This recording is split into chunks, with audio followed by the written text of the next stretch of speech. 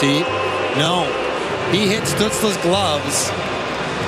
And I think the cut on Stutzle's nose was caused by Stutzle's stick. Stutzle's stick. Stutzle's stick. Stutzle's stick.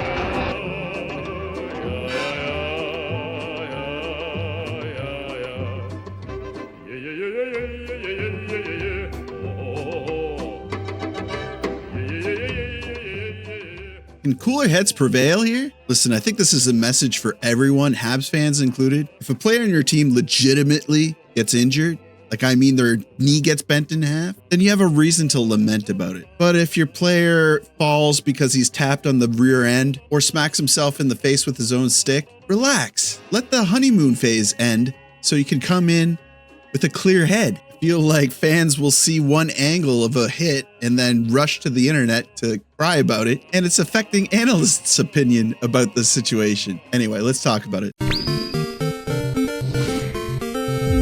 Your lives are so sad, I get a charity tax break just for hanging out with you.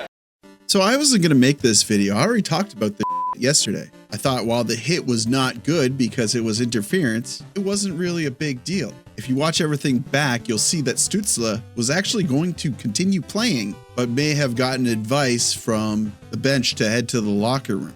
It looked bad, real time, but in replay, that could have been strategic too. That could have been, hey, if you go into the locker room, the refs are going to see that. They have to make the assumption that you're injured and the severity of the penalty could be higher and affected by that. So I just thought it was funny, and this stuff is happening so much this preseason that it's making me kind of anxious for the actual regular season. Which brings me to my next point.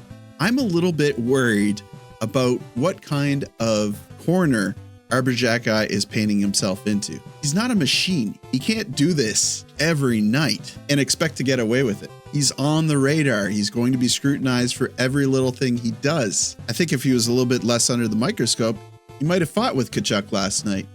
Or maybe it was just that Xhekaj didn't really give him the opportunity. He kind of got in tight with him and didn't really let him take his gloves off or get space to square up. But why I say I worry about Xhekaj is if he sets this precedent that every little thing is going to require retaliation, or that he's bringing the temperature of the game up to such a level that, hey, if we put a big hit on Suzuki, Caulfield, Doc, Newhook, the list goes on, can we then bait Xhekaj into enforcing and potentially get a big power play out of it? Case in point, what happened last night after the hit on Stutzle? They got 3 goals.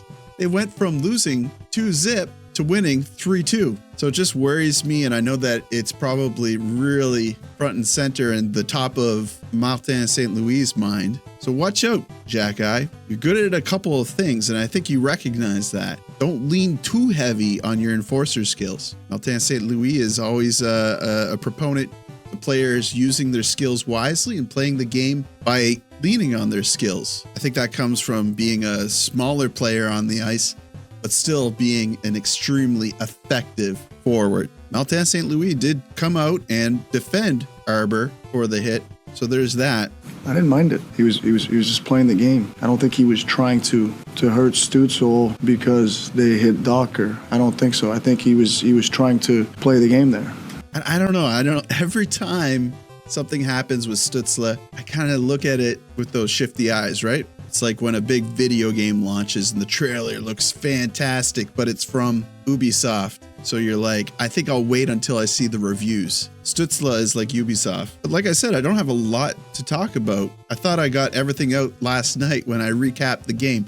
This wasn't a big deal. Sure, Stutzle left and Xhekaj left afterwards, and of course Xhekaj got ejected, but it was all kind of business as usual. I don't think Stutzle is injured. I don't think Xhekaj is injured. It's all just got that tag of precautionary labeled to it. I will say this, I've kind of changed my mind about preseason games. Preseason games is a great tool for the bench staff to understand how the lines are going to work during regular season play. It's like a preview of what they can expect. Maybe make some small changes here and there, see what the chemistry looks like on the team. And there's kind of no avoiding it. you don't really want to wait until the season starts to decide to have to make a bunch of changes to your lines. And more to that, if you put your star players in on opening night and everybody comes out the gate hot and already in game mode, that could lead to some injuries on the first game of the season. You do kind of want to have those warm-up preseason games. The only problem is a lot of these young prospects are out there playing like it's the last game of their entire lives, which it could be for certain players in terms of expecting to play in the NHL. So I think there's a good balance between playing your star players in preseason and minimalizing either their shifts or the amount of games that they play. Let me know your thoughts. That's going to do it for me. Thanks so much for your support, guys. Like the video. It helps me out with search results. Subscribe if you're not already a whiskey fiend. And as always, I'll see you down below in the comments.